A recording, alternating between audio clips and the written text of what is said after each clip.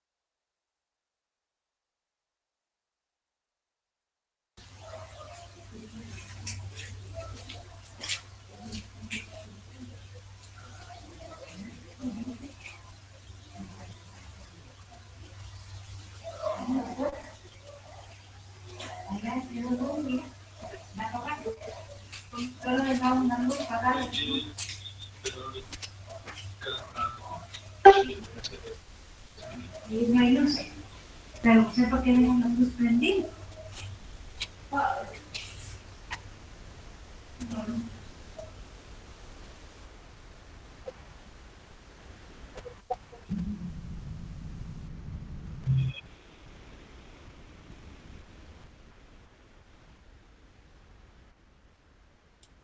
Y escucha agua también.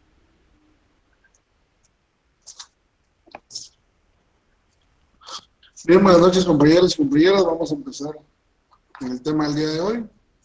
Voy a empezar grabando la clase y compartiendo la diapositiva.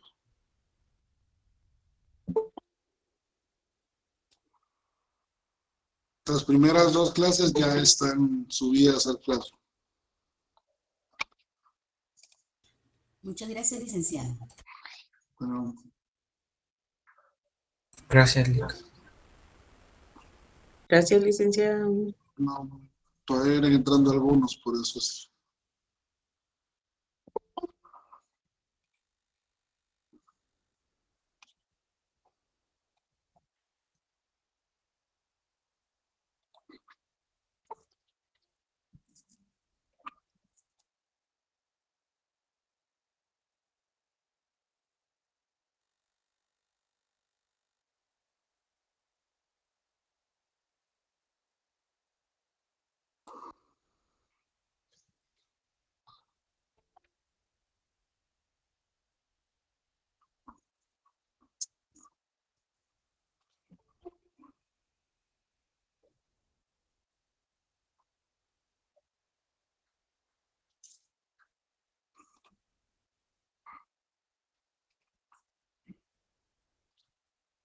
Alguien por ahí no autoriza el inicio de la grabación, por favor, compañeros.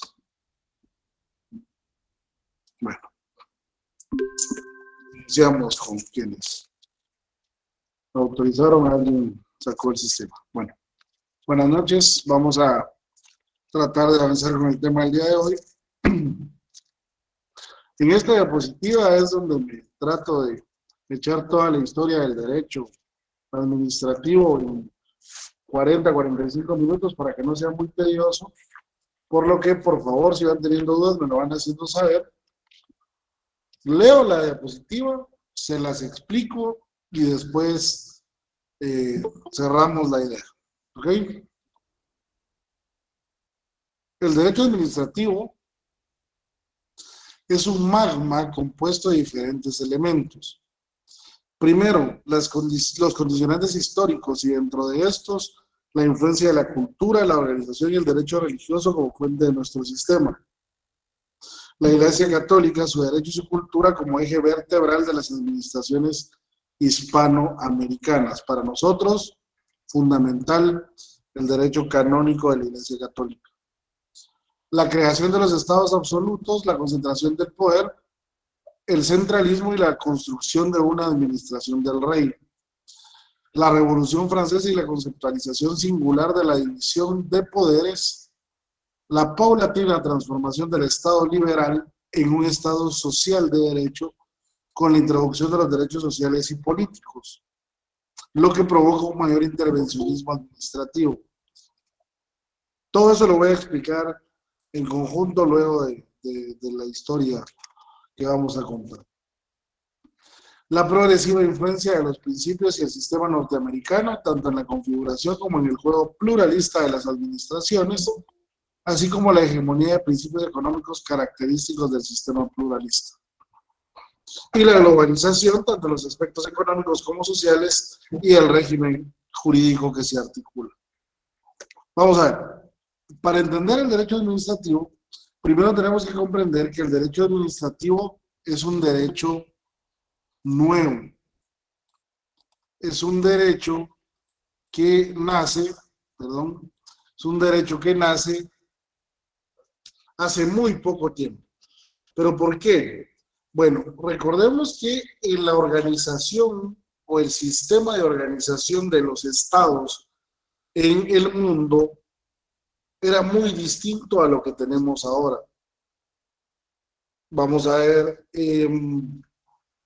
si bien nosotros empezamos a ver normas de derecho en los códigos de Hammurabi, en la Babilonia antigua, donde ya se mencionaban algunas normas de control del Estado, como podía ser el ojo por ojo, diente por diente, es decir, la ley del talión, que ahí estaba consagrada, normas de derecho posesorio, como el respeto a la propiedad ajena, y algunas normas así, pues el Estado no estaba participando realmente en las actividades de los ciudadanos, ni estaba interviniendo en lo que cada uno hacía. Aparte que recordemos que los individuos ni siquiera todos teníamos la calidad de seres humanos, ¿verdad? Había individuos de mayor categoría e individuos de menor categoría. Luego de esto, pues conforme se van creando las sociedades, se van conformando las sociedades, el derecho va cambiando en función a la evolución de esta, ¿verdad?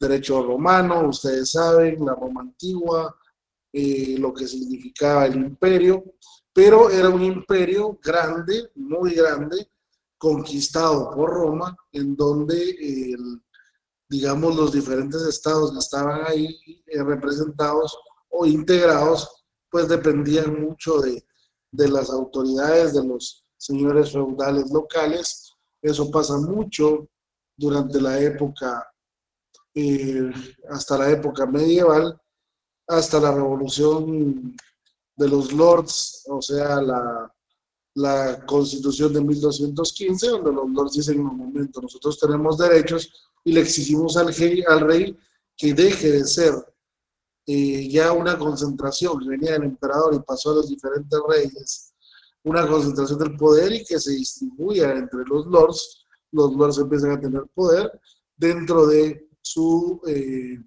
distinto espacio territorial que dominaban.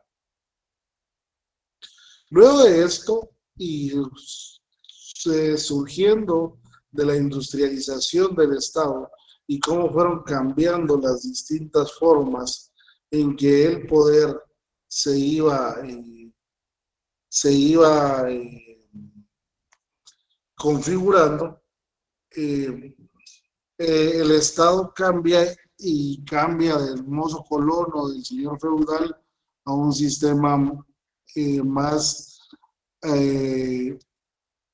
parecido a la parte comercial actual, a la parte capitalista actual, ya dándole nacimiento al proletariado y a la burguesía del proletariado. Y ustedes saben, esta lucha de clases llevó a la Revolución Francesa. Esto se viene dando en el mundo occidental, en Europa.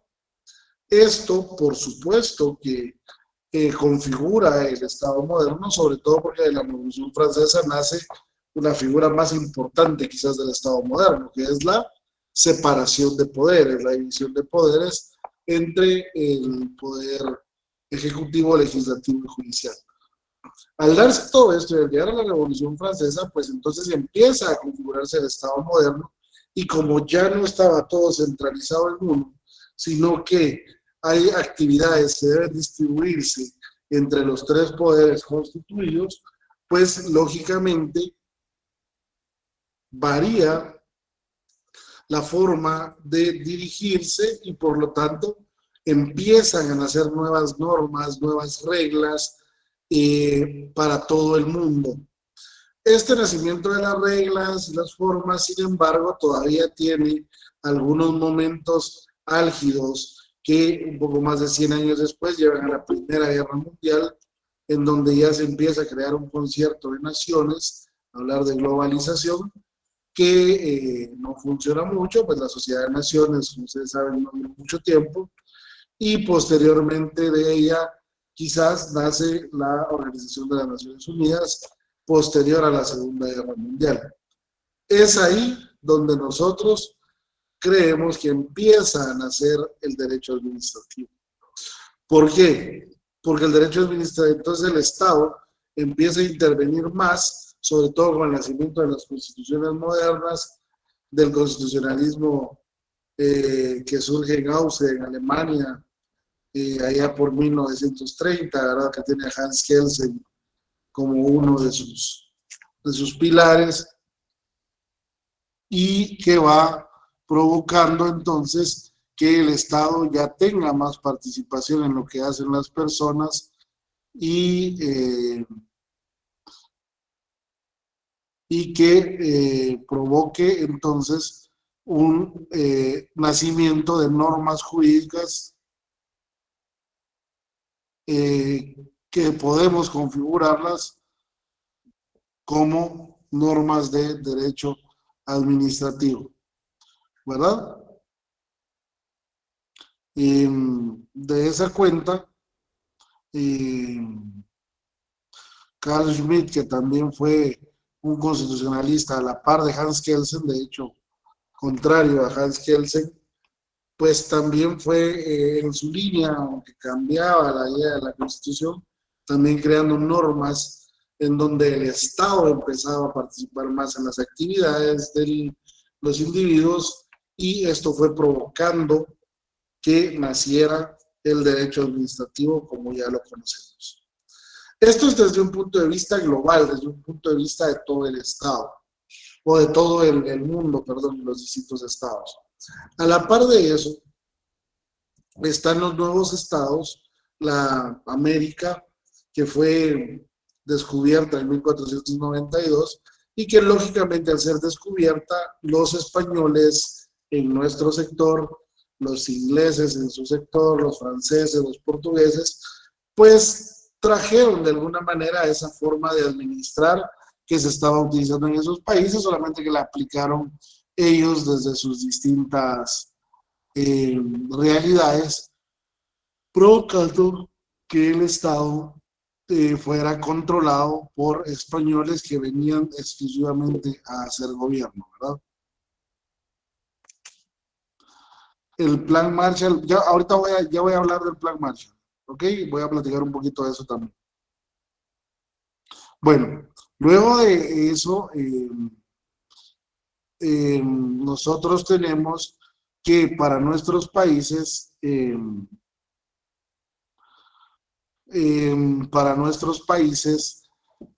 que veníamos de una idea, siempre de una deidad, de deidades, si ustedes ven, todos los estados, sean del occidente, sean nosotros los latinos, sea el Oriente Medio, sea el Lejano Oriente, son de distintas, tal vez pensando en distintas deidades, en distintas figuras de Dios, pero al final de cuentas muy arraigados a la religión. Y de esa cuenta, cuando los españoles vienen, pues hoy ya todos lo saben, cambian la religión de los pueblos originarios y provocan que el cristianismo y el catolicismo específicamente se conviertan en la religión por medio de la cual transmitían las normas de conducta hacia los ciudadanos, y esto va provocando que en el estado de Guatemala, digamos, se vaya configurando de una manera que no ha variado mucho, porque el estado guatemalteco, ustedes saben, es un estado que ha sido tradicionalmente conservador, es decir, si nosotros miramos la época de la historia, los señores, los criollos que celebraron independencia en 1821, lo hacen, incluso en el acta de independencia está y lo pueden leer, antes de que se levanten ellos, mejor declaremos la independencia nosotros. Es decir, antes de que ya los pueblos, sobre todo los pueblos indígenas, que ya habían tenido algún intento en Totonicapán y en lugares cercanos de levantarse, antes de que ellos se vuelvan a levantar y ahora sí nos quiten el poder, mejor levantémonos nosotros. Pero continuamos con un sistema eminentemente conservador, lo mismo que con los españoles. La única gran diferencia es que eran guatemaltecos, hijos de españoles, quienes nos dirigían. Posteriormente se da el primer intento de cambio liberal con Mariano Gálvez, el intento de establecer los códigos de Livingston y los códigos de Livingston es una normativa estadounidense que se aplicaba y era muy moderna. De hecho, hay normas en los códigos de Livingston que yo siempre he dicho muy modernos para esa época, es decir, Guatemala en 1830 más o menos iba a implementar el juicio oral y público, algo que no sucedió porque cayó el gobierno de Mariano Gálvez y entra en el gobierno de Rafael Carrera, y que el juicio oral y público se estableció en Guatemala hasta 1992, es decir, 160 años después, imagínense eso, de cuando se intentó instaurar la primera vez. Posteriormente pasamos al gobierno conservador de Rafael Carrera, que regresa a las mismas formas de los españoles, le da a la iglesia el poder que había perdido. Posteriormente viene el gobierno liberal de Justo Rufino Barrios, el gobierno liberal de Justo Rufino Barrios, Miguel Estrada Cabrera, y posteriormente cambia a un gobierno conservador nuevamente con Manuel Estrada Cabrera, Jorge Ubico, y luego ya cambia la forma, y entonces ya tenemos la revolución de 1944, que reconfigura nuevamente la situación estatal, pero ya tenemos un gobierno más establecido. Creo que la revolución del 44 es un gran paso, porque la revolución del 44 instaura figuras muy importantes como la de los ministros de Estado, como aparte de crear el INSS, la autonomía de la Universidad de San Carlos, el voto de las mujeres, varias cosas que por supuesto que vinieron a afectar de buena manera a el derecho administrativo y a impulsarlo. Posteriormente a ello, pues, ustedes saben, el decreto 900 provoca muchos daños a la revolución, lo que provoca que en 1955 cambie el gobierno por un gobierno conservador nuevamente, que ya no hablábamos de liberales y conservadores ya para ese momento, sino que estábamos como más hablando de izquierda y derecha. Luego vienen los gobiernos militares, 1985 empieza la era democrática y pues ya lo que hemos hablado, incluso el péndulo de poder, lo platicamos la semana pasada. Todos esos cambios han ido generando en Guatemala que vaya volviéndose más y más protector de las garantías estatales. Aunado a ello, ahora sí, viene lo que el compañero preguntaba en el chat, con el plan Marshall. Aunado a ello surge una nueva gran potencia allá por 1776 con la emancipación de los Estados Unidos de Norteamérica. El surgimiento de los Estados Unidos de Norteamérica provoca nuevamente en el Concierto de Naciones algunas circunstancias porque era una nueva figura, era como la figura que la Revolución Francesa estaba buscando, solo que ya perfeccionada. ¿Por qué? ¿Por qué tuvieron esa posibilidad? Porque lógicamente al ser un Estado nuevo, provocaba, al ser un Estado nuevo, se provocaba que no tuviera las dificultades de las monarquías ya establecidas, ¿verdad? Entonces, Estados Unidos era un modelo totalmente distinto, presidencialista, en donde se tenían nuevas figuras de derecho que iban de la mano. Entonces, el nacimiento y la forma de los Estados Unidos fueron provocando que variaran las formas del Estado y por ende la intervención estatal. Ese crecimiento de los Estados Unidos lo lleva a, primero, ya ser parte de las negociaciones en la Primera Guerra Mundial, a ser parte de los creadores, de los formadores de del Concierto de Naciones como tal, de la Sociedad de Naciones, posteriormente de la ONU, y pues el Plan Marshall, por ejemplo, fue una forma en la que Estados Unidos colaboró con alrededor de 18 países en los que pues básicamente repartió dinero y los ayudó a reconstruirse, a poder recuperar ciertos sectores, lo que le garantizó ser socio comercial de ellos a la posterioridad y tener entonces ahora una nación muy fuerte, muy cerca de nosotros, para poder realizar, para poder influenciarnos, por decirlo así, en las formas en las que debemos de administrar, ¿verdad? Este es un pequeño recorrido de cómo en la historia fue creciendo el derecho administrativo. ¿Cómo nace y cuándo nace el derecho administrativo en una fecha importante? Es muy difícil darla. Como ustedes ven acá, yo escribí, el derecho administrativo es un magma. ¿Alguien sabe qué significa magma?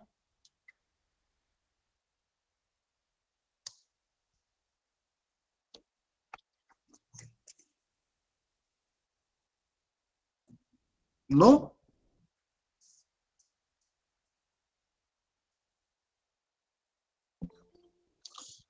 Bueno. No, licenciado. Creo Es que como una...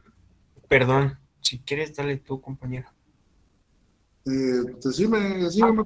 Es como una mezcla, Lick, algo así. Una mezcla. Sí, el magma, digamos, una fusión, dicen por ahí. El magma, vamos a, desde su definición primaria, desde la geología, pues es cuando se van formando capas, posiblemente a partir de erupciones volcánicas, y van trayendo todo tipo de elementos que van provocando una mezcla nueva, digámoslo así, y que va creando, por decir así, superficies nuevas. El derecho administrativo en las ciencias sociales, el magma,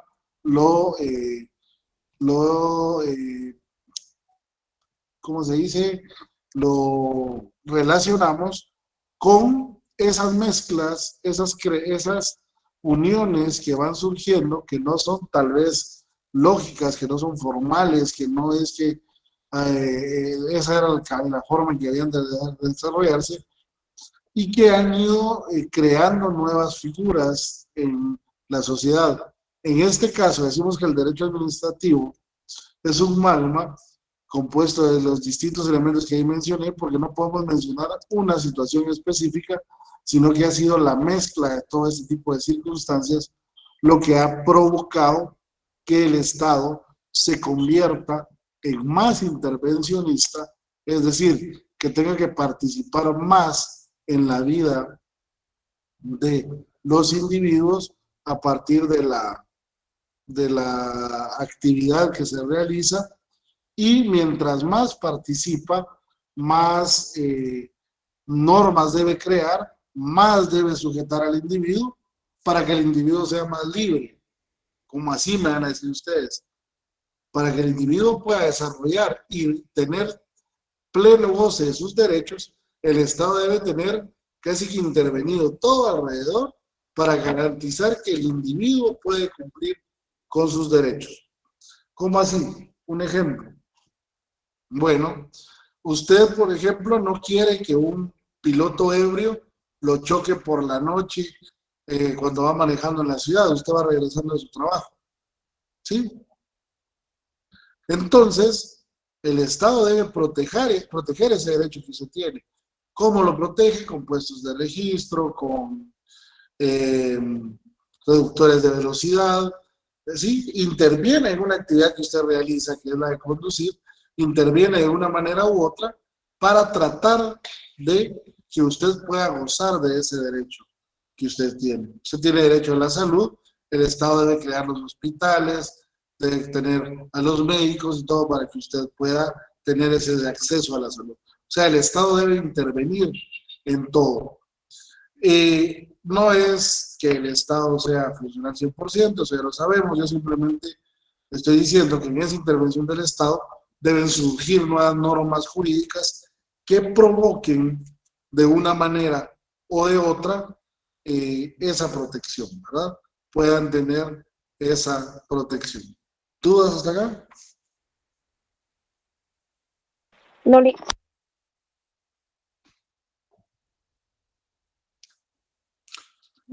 Ok.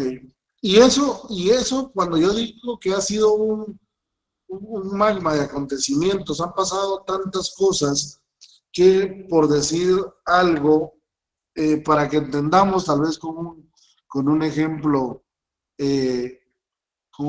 chusco, pero para que lo entendamos de buena manera, en Guatemala, en los primeros automóviles vinieron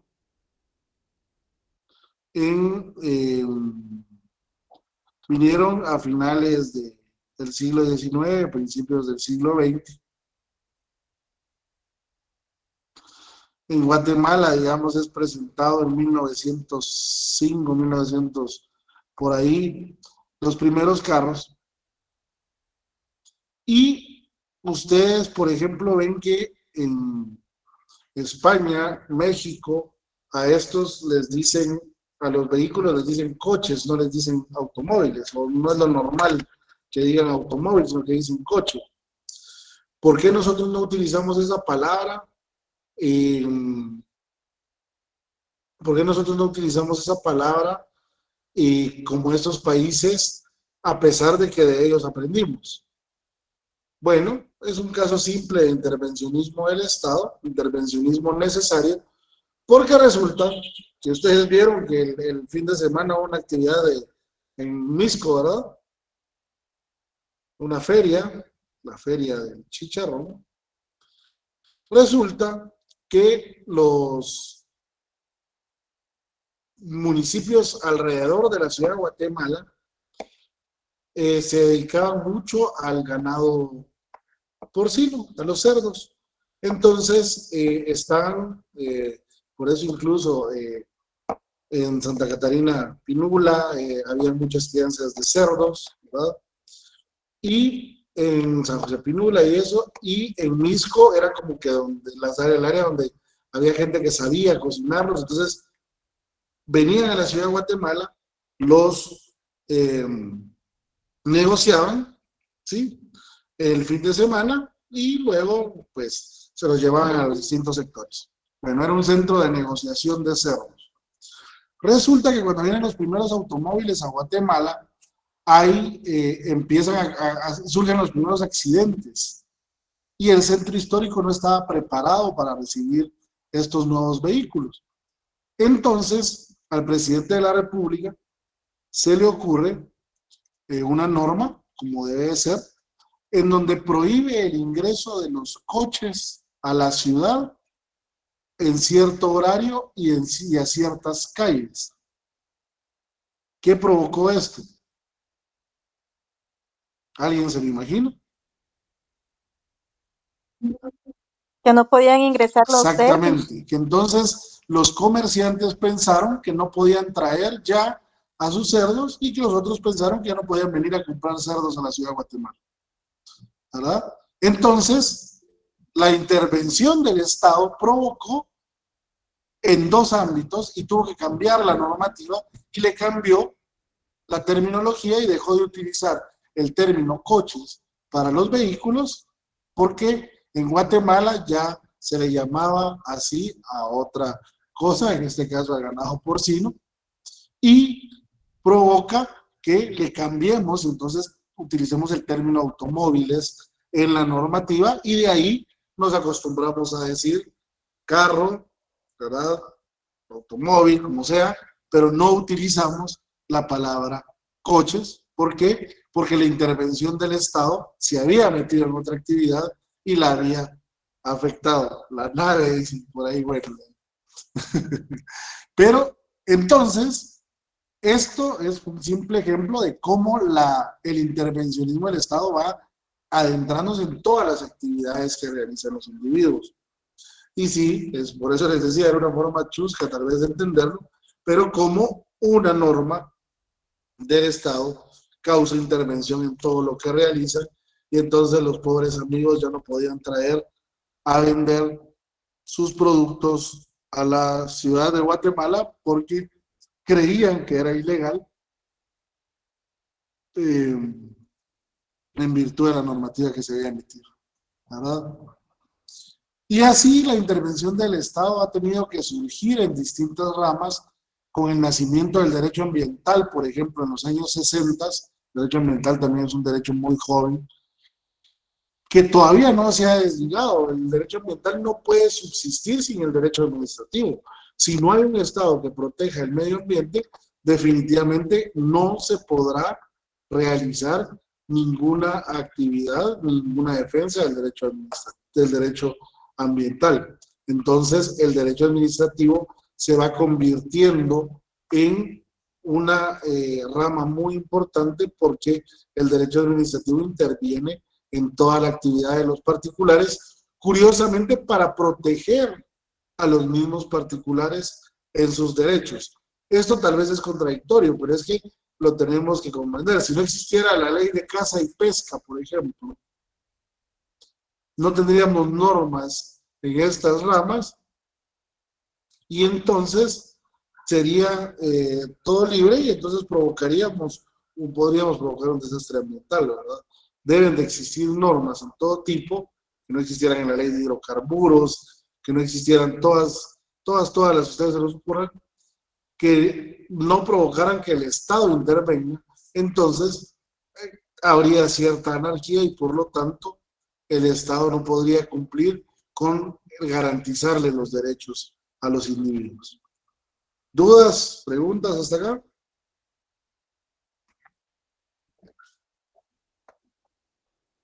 No, licenciado. No, licenciado, gracias. Ok, perfecto.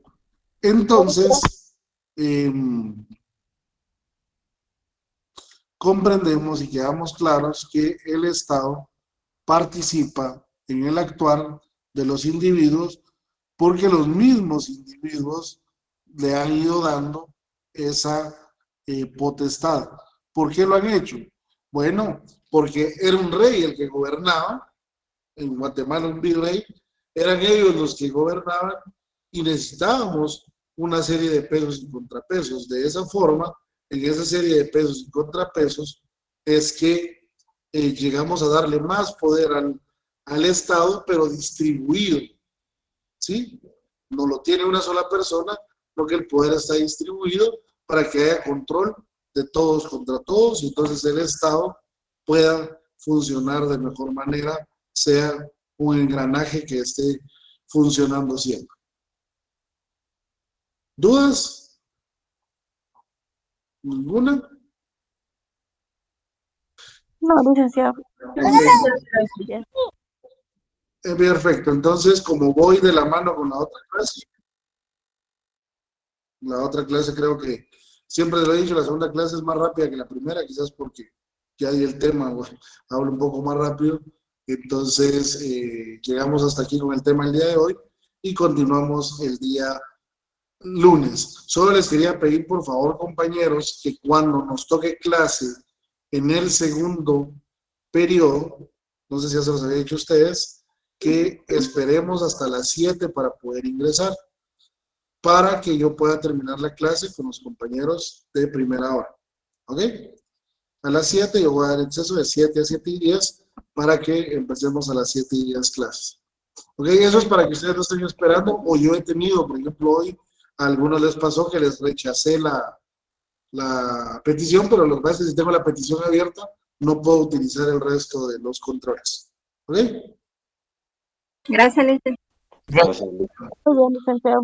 Feliz Gracias, noche. compañeros. Feliz noche. Feliz noche, Gracias, licenciado. licenciado. Feliz noche. Gracias, licenciado. Feliz noche. Feliz noche, licenciado. Gracias. Feliz noche, licenciado. Feliz noche, querido licenciado. María Fernanda levantó la mano. ¿No? Feliz noche, licenciado. No, Feliz noche, Sergio. disculpen. No tenga pena. Feliz noche, compañeros y compañeras. Feliz noche, Liz. Feliz noche, Eric. Feliz noche.